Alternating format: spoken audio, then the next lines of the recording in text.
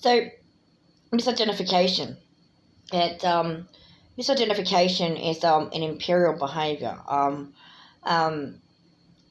First of all, if they are from the Christian tradition, then they misidentify an egregor called Jesus as a spirit, and then they try to misidentify everyone who's part of that tradition as the egregor by saying the Spirit of Christ lives within them. Then they try to misidentify again by saying that they're not Jesus, and Jesus existed 2,000 years ago and died on the cross for them. And then they try to misidentify again by creating masonry and saying that everyone has Christ consciousness.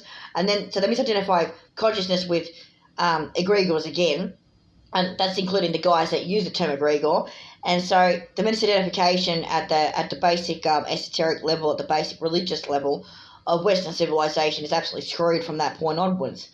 Because they can't get that basic part of reality right, they seem to have struggling with the rest of it as well. So they misidentify people with mirrors. They misidentify women with holes. They misidentify men with penises. They over 49 psychology or psychiatry when actually they were rejected for a long time. Then they over objectified people by trying to say it was all about opera conditioning.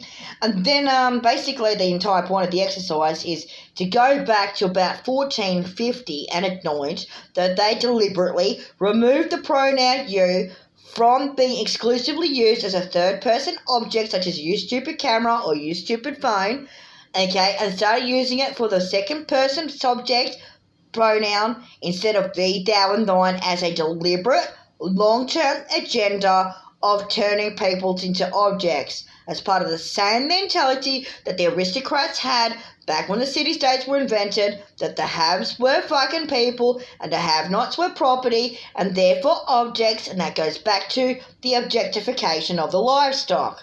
Sorry, the vegans got it correct.